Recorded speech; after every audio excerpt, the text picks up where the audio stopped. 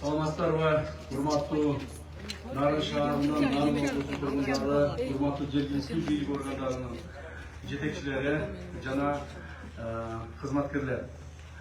Өзүңүздөргө жакшы белгилүү болгондой, Нарын облусу бул мамлекетибиздин борборунан алыс турган, тоолуу жерде жайгашкан, көптөгөн ыңгайсыздыктарга дуушар болгон облус жана шаар экенин баарыбыз жакшы билебиз. Ошондуктан урматтуу президентибиз Садыр Кожоевичтин жеке көзөмөлүндө айтып, тапшырманы биздин алдыбызга койду. Нарын облустун эл жашай турган, элге жашоого ыңгайлуу боло турган облус кылып, ар бир райондорун, шаарларын кайрадан түзүп чыгып, инфраструктураларын куруп, элге ыңгайлуу шартты түзүү боюнча алдыбызга тапшырма койдуlar. Ошол тапшырмалар аткаруу негизинде мен бүгүн мына экинчи жолу келип отурам алдыңыздарда. Өткөндө келип ушул облус боюнча бардык активдерди чогултуп, ошолор менен сүйлөшүп, тапшырмаларды коюп, белгилеп, мерчемдеп мөөнөттөрү кеткен болчубуз. Мына ошолорду азыр кайра текшерүү боюнча дайын келип отурамыз. Себеби ошондо айттым эле, 10 августка келемин деп. Бүгүн 11 август болуп кетти, бир күнгө кечигип калдык. Бирок, урматтуу эл журт, урматтуу Нарын облусунун тургундары, урматтуу президентибиздин биздин алдыбызда койгон тапшырмасы негизинде жөн эле көз боемочулук эмес.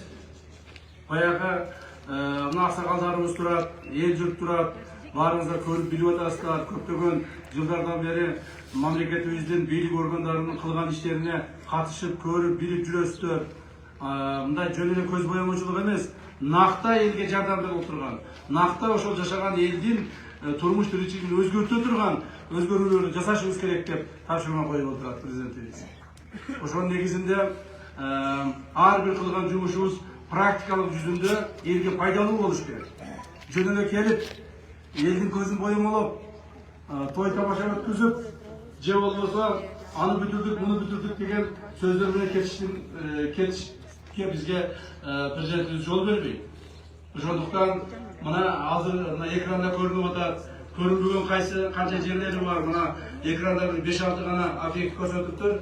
Ал эми Нарын облусту боюнча бүгүнкү күндө жана президентибиздин өкүлү айтты эле, канча деп айттыңыз эле, канча? 127 объекттер курулуп атат. Нарын облус боюнча 127 объект. А бул көрсөткөнү болгону 4-5 көрсөт. 127 объектке Нарын облусу боюнча бүгүнкү быйылкы жылы 15 миллиард сом акча бөлүндү. 15 миллиард сом акча бөлүндү. Мына ошол 15 миллиард сомду мындай иштетип, асфальт этип кетиш үчүн көптөгөн курушчулар керек, көптөгөн техника керек, көптөгөн эл журт керек. Ошол иштей турган баягы кол керек.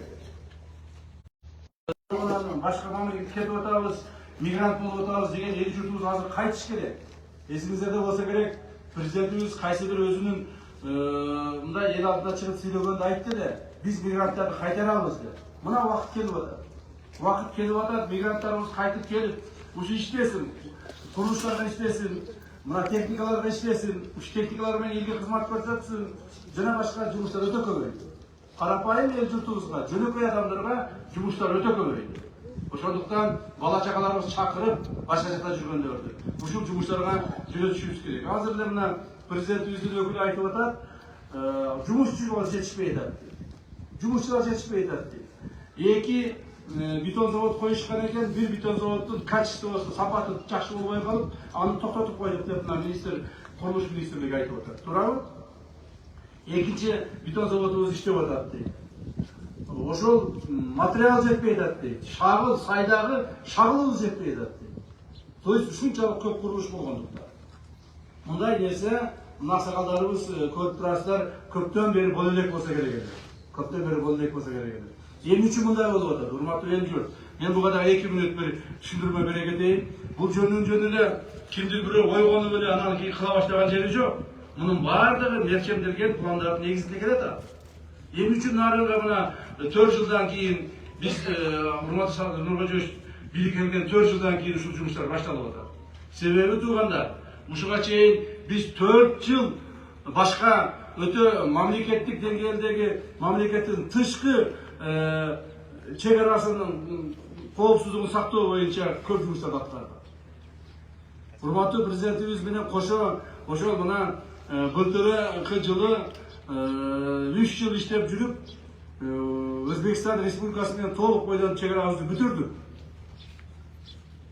Андан сырткары быйыл Кудай кааласа ошо урматтуу президент тапшырмасынын негизинде 4 жыл тынымсыз күнү түнү иштеп отуруп Тажикстан Республикасы менен чегарабызды бүтүрдүк.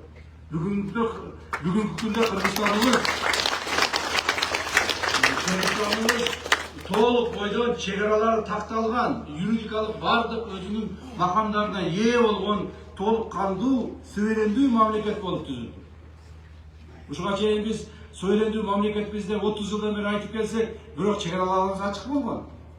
Биз билген эмеспиз, кайсы жер биздики, кайсы жер коңшубуздуку. Мына ошонун баарын тактап бүттү. Ар бир метр жерге чейин тактап бүттү.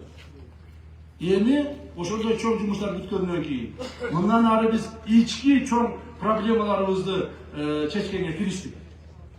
Кудай буюрса азыркы күндө бир эле Нарын облусунда эмес, мамлекетибиздин бардык булум бурчтарында чоң жумуштар жүрүп жатат. Ошол эле мына Ош облусунда, Жалал Абад облусунда, Баткенде, Таласта, Ысык көлдө, Чүйдө бардык жерде ушундай эле жумуштар жүрүп атат. Бир гана азыр Нарынга быйыл көбүрөөк көңүл буруп, көбүрөөк Нарынга иштегенибиз үчүн аз билинип атат да. А башка жактактар уже көнүп калды. Башка регион адамдары көнүп калды. Уже ал жерлерде жумуш кыйла сапаттуу жана иреттүү болуп жүрө баштады. Ошондуктан урматтуу эл журт, урматтуу Нарын облусунун, Нарын шаарынын тургундары, урматтуу аксакалдар, мындан ары ошол кыла турган жумуштарыбыз мындан да көп. Эми азыр эгер Нарын облусунун, Нарын шаарын, облустук борборубузду бир аз ретке келтирип аткан болсок, мындан ары ар бир районду ретке келтиришибиз керек. Райондук ар бир больницалар, мектептер, садиктер, жолдор бардыгы элдин талабына ылайык болуп курулуп бүтүш керек бардыгы. Мына жумушубуз ошол. Билесиздер, мен коопсуздук кызматынын жетекчиси болобун мамлекетибиздеги. Бирок ошого карабастан президентибиз ар дайым ушундай өтө маанилүү жана керектүү жумуштар болгондо мени ушул алдыга салат да. Бар эми сен бүтүрүп келбесең болбойт. Бар эми сен ушул жумушту алдыңа алып, бардык мамлекет кызматкерлери менен чогуу жумушту бүтүргүлө деп тапшырма коет. Ошондуктан мына Нарын 2 жолу келип отурам. Эми мындан ары Нарынга октябрдын баштарында дагы бир жол келем. Кышка чейин. Дагы бир жол келем. Себеби мына азыркы салынып аткан жумуштарды дагы бир сыра текшерип, кайсысы бүттү, кандай бүттү, мен балдарга тапшырма коюп атам. Мына министр, курулуш министрлигине айтып атабыз, жана башкаларына, жергиликтүү бийлик органдарына айтып атабыз, отура бериңиз. Баарын айтып атабыз. Кылынган жумуштардын баары сапаттуу болуш керек. Салынган көчөлөр, мына жолдорубуз, салынган объектилерибиз баары сапаттуу болуш керек. Көз боемочулук деген болбош керек. Биз муну кимге кылып атабыз? Өзүбүздүн элге кылып атабыз. Өзүбүздүн эртең жашай турган ушул жерде колдоно турган элге кылып атабыз. А көз боемочулук кылып кете турган болсок эртең эл айтат да, ай, сапаты жок кылып койдуңар деп. Ошондуктан башынан ушуну бүтүргүлө деп атабыз. Өткөндө мына айтып кеттим эле мен, жана техникаларды алабыз деп. Ат башы районунун акими барбы бу жерде?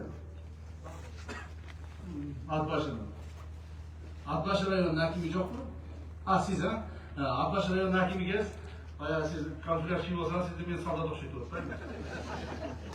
Баары солдаттай болуп иштеп атышат. Баары солдаттай болуп иштеп атышат. Мен баарына айткам, мына курулуш убактысы бүткүчө октябрь, ноябрга чейин костюм шуруңарды чечип коюп, камуфляжды кийип, күнү түнү элдин арасында солдаттай болуп иштегиле деп.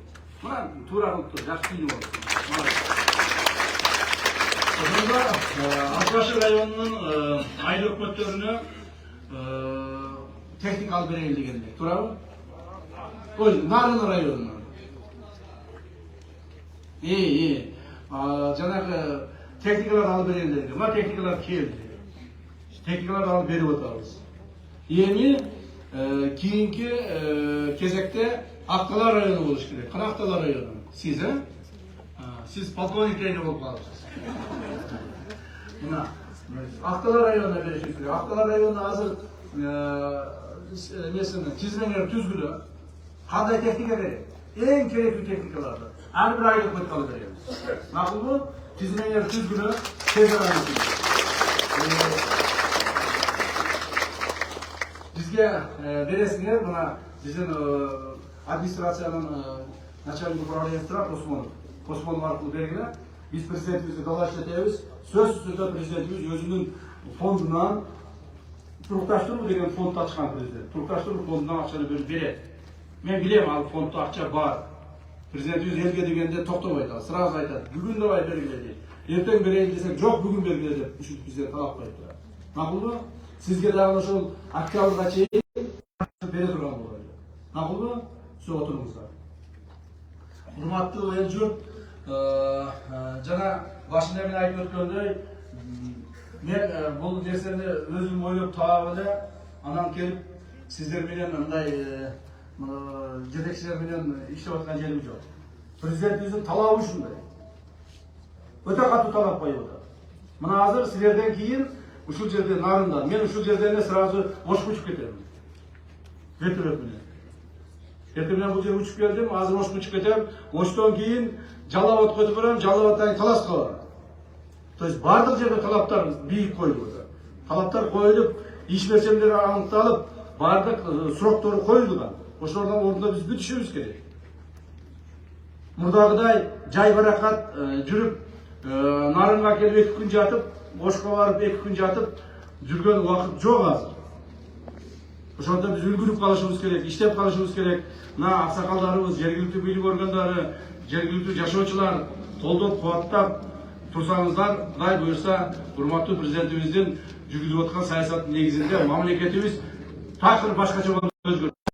Бүгүнкү күндө экономиканын өсүшү СНГ мамлекеттердин арасында эң биринчи орунга чыкты. Эмне үчүн? Себеби мурдагыдай уурулук жок. Мурдагыдай коррупция жок. Мурдагыдай мамлекетибизди коркутуп үркүтүп турган бандиттер же улуттук, то есть уюшкан кылмыштуу топтор жок. Нарында да болуп жүргөн. Аксакалдар айтса түшүнөт болуш керек. Уюшкан кылмыштуу топтор келип бийлик органдарынан бери коркутуп, бизнесмендерди коркутуп, өздөрүнүн экинчи бир башкаруу системасын түзүп алышкан. Барын ташталганын чыгардык азыр. Кыргызстан боюнча бир дагы жерде уюшкан кылмыштуу топ жок. Жана мындан ары болбойт. Эң эркин өзүнүн таза эмгеги менен, пешине тери менен тапкан акчасын бала чагасына жумшап, өзүнүн жыргалчылыгына жумшап, иштеп ойноп күлүп жүрүш керек. Мына ушуга шарт түздүк. Андан сырткары президенттик койгон тапшырмасы негизинде азыр коррупцияга каршы күрөш өтө катуу жүрүп жатат. Өтө катуу жүрүп жатат. Быйылкы жылдын 2025 жылдын 21 январынан баштап кылмыш жаза кодексине өзгөртүүлөр киргизилди. Ал өзгөртүүлөрдүн негизинде мындан ары коррупцияга айлешкен, коррупциялык кылмыштарга киргизишкен мамлекеттик органдын кызматкерлери, мамлекеттик кызматкерлер, башчысы болобу, же ошол жерде иштеген кызматкер болобу, сөзсүз түрдө түрмөгө отура турган болду. Мурда кандай эле? Мурда ошол жеген акчасын ордуна койсо, кылган кылмышыны мойнуна алса, анан кийин ошол следствие деп коет, жанагы тергөө менен кызматташса, мыйзамдын негизинде штраф салып чыгарып койсо болот эле. Мыйзам негизинде 200 миң, 50 миң, 100 миң, кээ бирлерине 30 миң штраф салып чыгарып коюп атышкан. 4 жылдан бери ушинтип күрөшүп келдик. Ал эми азыр ошол жазаны күчөткөндөн бери мындан ары мойнуңа алсаң дагы, ошол жеген акчаны ордуна койсоң дагы, тергөөчүлөр менен кызматташсаң дагы, эмне кылсаң дагы сөзсүз түрдө түрмөгө отурасың деген мыйзам жазып чыкты. Мына ошонун негизинде азыр кылмыштуулук, коррупциялык кылмыштуулук кескин түрдө азайды. Кескин түрдө азайды, бирок баары бир бар. Анча-мынча митекурттар бар арабызда. Ар жак бер жакта майдаланып, сайдаланып алып аткан митекурттар бар. Алар менен да күрөшөбүз. Жергиликтүү бийлик органдарын, мына укук коргоо органдарын, милиция, прокуратура, сот органдары, коопсуздук органдары мына ушул силердин жумушуңар ушул. Эгерде нарын жергесинде нарындыктар бизде коррупция дагы деле болуп атат десе, демек силер туура эмес иштеп атасыңар. Демек силер ишиңердин натыйжасы жок. Мына ушундай талап болот мындан ары. Эгерде нарында коррупция токтобой турган болсо, анда нарындагы милициянын жетекчисин, нарындагы коопсуздуктун башчысын жана прокуратуранын башчысын жоопко тартышыбыз керек өздөрү. Иштегиле күнү-түнү иштегиле. Бир дагы коррупционер болбош керек. Бир дагы элдин акысын жеген адамды биз жоопсуз калтырбашыбыз керек. Баарын жоопко тартышыбыз керек. Ошондо гана мамлекетибиз өнөт. Мына азыр биздин экономикабыз СНГ мамлекеттердин арасында биринчи орунга чыкса, бул эми салыштырмалуу биринчи орунга чыгып атса, мунун пайдасын, ушул экономикага өнүгөндүн пайдасын элибиз жон терisi менен сезиш керек. Элге жеңилдик болуш керек. Инфраструктура түзүлүш керек. Мектептер, садиктер жолдор оң болуш керек. Жаңы больницалар салыныш керек. Элдин ден соолугу каралыш керек. Мына ошондо биз мактана алабыз. Мына биз жакшы иштеп атабыз, кыйын иштеп атабыз. Азыр иштегенибиздин баардыгы бул башталышы гана. Кудай буйрса. Ошондуктан урматтуу эл-журт, дагы бир жолу сиздердин алдыңыздарга ыраазычылык билдирип рахматымды айтамын. Анан дагы ошол бир нерсе айтыш, өзү башында айтыш керек нерсе чыгып калыптыр. Урматтуу президентибиз менен кече-кечинде сүйлөшкөндө айтты эле. Нарын туугандарым баарына менин атыман чоң салам айтты эле. Саламын айтам.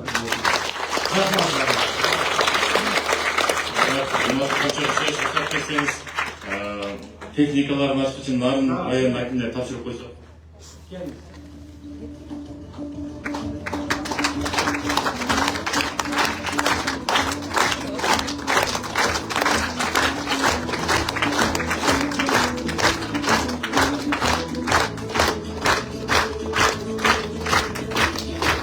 Техникалар турусу өртүшсөң.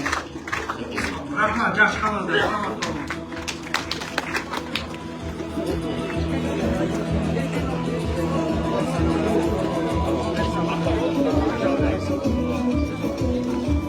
Oturuyorsunuz, yok aksakallar, Aksakallar oturmuşlar. Yak taraf.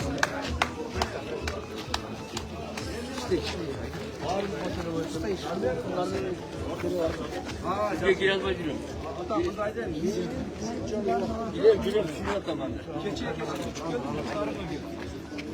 Hazır boş kovaran, boştan jalavatların talası var. Vakti yok vakti kabul alganda anam keyin arım bunlar olsa bermiyor. Biz arım bunlarda uluk koltuğu olmaktan çok төрағасылар bu bunlar. Жетекчisi болмуş. Kayrak karap durun her birini karap. Evet. Her birine mesele boyunca cevap çıkarıp verin. Rahmat. Benim videolar gel sordum. Ayten.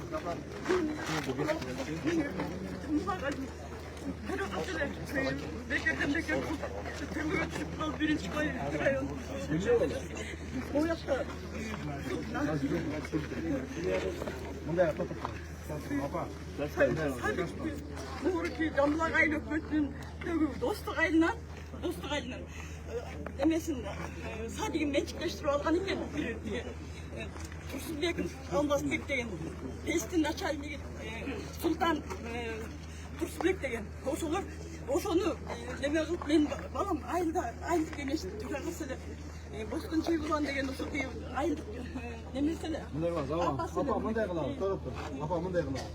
Sizdi hazır bir saatin içinde bu kişi kabul olur. Bu şu Ulutuk Kovsuzluk Mamleket Komiteti Narın Olgusu var cidek. Barın Ubuk, barın Kara bilip mıyzanın çekinde maksimal bu turda cadam verir. Yani kapımı bana özünün için kılarsın. Siz kıcaat olup olmuşlar. Yemi mındaydı. Buna apan da kabul olur. Bir de ayıklı. Anamın da sebebi apan. Bir nesine ayıklı. Bir nesine ayıklı. Jön adam az hiç kimse kamalbay. Kamalbay. Jön kamalbay. Anınız naş bir nesesi var. Anı biz teriştireydik. Бирок жардам бериңер, аракет кылайын. Камалып қалды бала. Ошондой сөз сүйлөш. Жакшы ата жакшы калыңыз. Булар комбайндар Otur durma, otur. Otur. 20 жылдан комбайнер болуш. Кандай комбайнер? Нивадабы? Баягы эски Союздун Нивасында. Булар алып келди, жаңы экен, а? Эми кандай болот булар? Жакшы. Жакшы экен?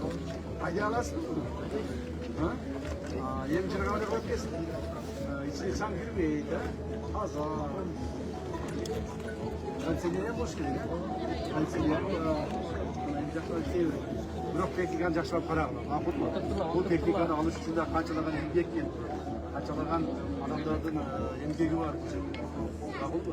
Анан техниканы алып берип коюп деп эле ар күндө айдабастан 2 ат өзүңүздүн үйүңүздө машинаңыз бар. Не машинаңыз? Audi 80'di min gelirdi bir yere. Ne yapalım? Devam edeceğiz. Sağ olun.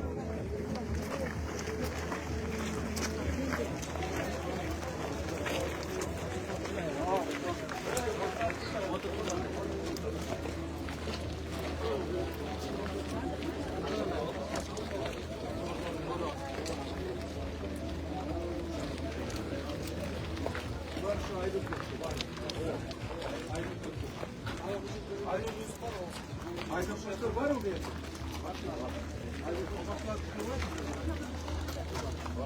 Aydın başladı.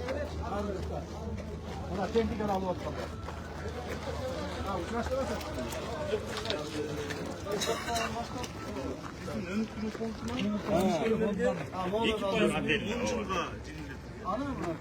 Киши эмгексиңерге токойчу. Азыр эң чоң фермерибиз. Ат koyuldu bu. 700 ve 800 lira koyu var. At koyu çalağına. Günü ötkürüp otasına. Kaça kilogram cün ötküzdünüz beyim? 4 ton. 4 ton. 4 bin kilogram ötküzdünüz. 4 ton. Kaça sonra ötküzdünüz? 200 ton. 200 ton. Bu ben sizin emeğinizi sekretiniz açık koyup kalacak mı? Yok. Bu var eminim. Açıklı informasyon. Çarvası жақсы өкмөттөн аябай чоң жардам болду. Эми мына уже тракторду алып алыпсыз, жаңы трактор алып бердик сизге. Мындан ары дагы койлорду дагы көбөйтүү. Эгерде ушундай койлор алып кала турган болсоңуз, уже жумушуңуз жеңилдейт техника менен, туурабы? Бул жакта эми кар оор түшөт. Мындай техника сөз керек. 30 гектар жер берди. Өкмөттүн аябай эле кооперативге Жардам жакшы болду абы? Жакшы болду. Жардам жакшы болду. Суусу дагы жактын. Ыраазысыңарбы иши? Президентибизге ыраазысыңарбы? Болду ошо. Сизге дагы. Я мен го эми аткаруучумун. Эң башыбызда президент турат. Президентибизге ыраазычылык билдиргиле. Президентибизге иштеп аткан иши боюнча. Айдап көрсөтүп. Бирок келбечи. Айдап көрсөтүп.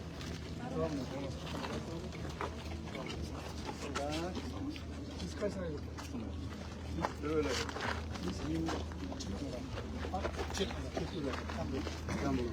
Buna 2, 4, 5 aylık oldu. 5. Ha? Emgek kala. Ha, sizden aylık okuduk. Ormasal. 6 aylık okuduk. 6 aylık okuduk. Teknikalarda aldılar mı? Şu teknikalarda vardı da.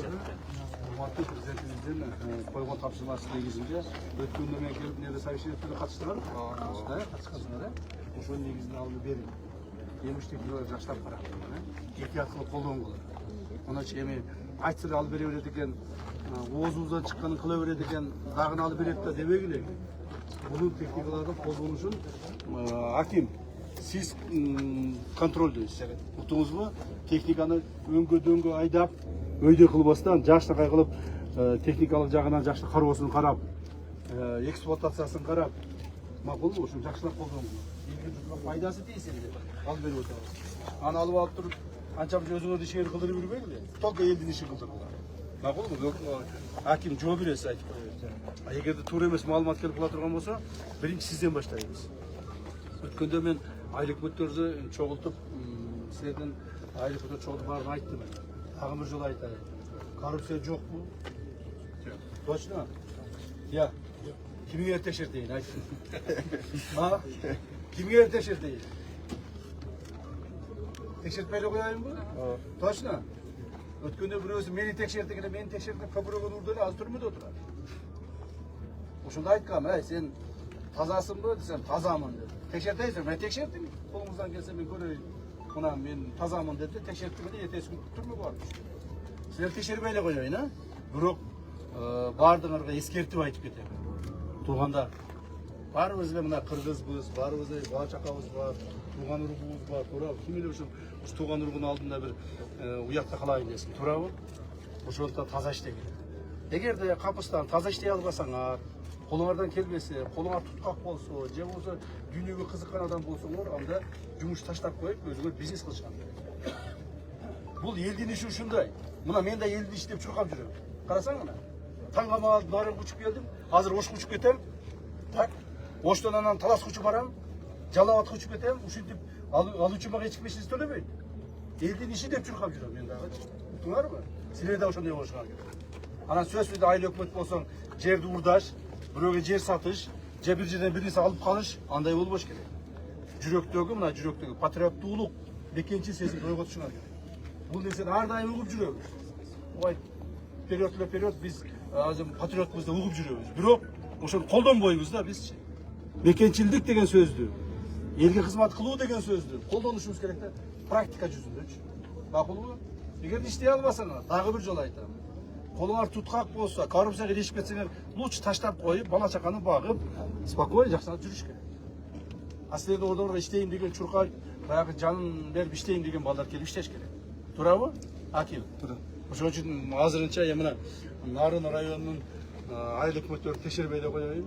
Өзүңөр айтып атасыңар, мындан ары 2 апта болот. 2 апта болот. Таза иштеңдер жигиттер. Менин максатым силерди камаш эмес. Менин максатым силерди апарып эле ушу камап эле силерди ызылдатып эле коркута бериш эмес. Менин максатым ушу элге таза иштей берсе экен деген үмүт да.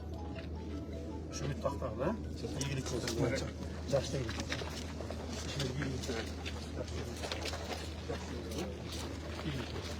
Саламат болуңар, жакшы жүрүңүр. Шергейлик болсун. Так, Акторанын атын кана?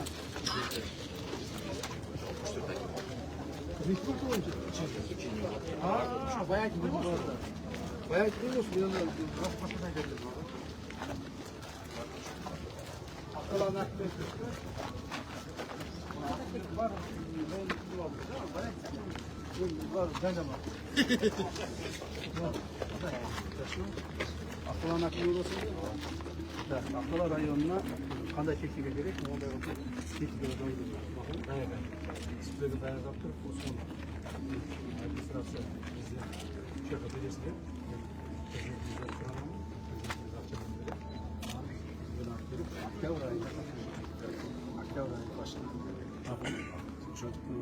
Adı bir şey dedi tapşırağınız ha? Jaktalaga baraydı.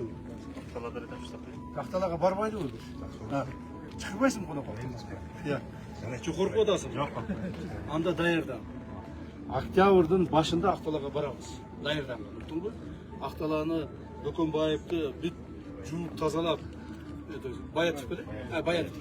Bayatıptı juup tazalap bütün. Latoklarını oңдоп, жолдорун оңдоп, мектептерди актап сырдап, эл менен да жолугушам. Эл бир эле адам же болбосо элде нааразычылык айтса, сен ишиңе. Анда чатак болот. Көрдүңбү? Мына өзүң тилеп алдың. Өзүң тилеп алдың. Акталаага барабыз. Акталаага октябрдын башында мен өзүм мына жетекчилерди бүт алып барам. Ушундай техниканы алып барып тапшырабыз. Макулбу? Сүйлөшүп, ийгилик болсун. Жакшы.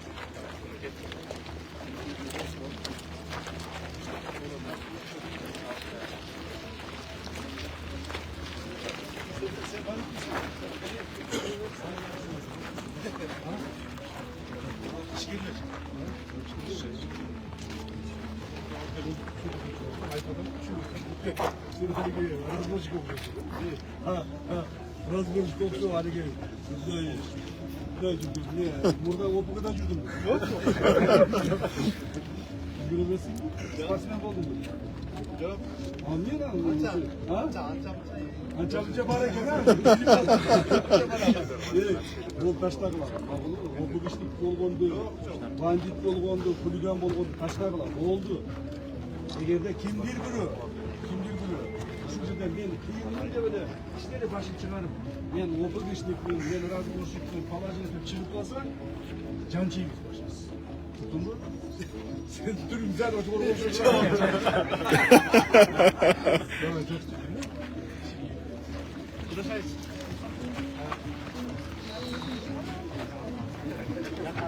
şaka yapıyor. Niye olmaz?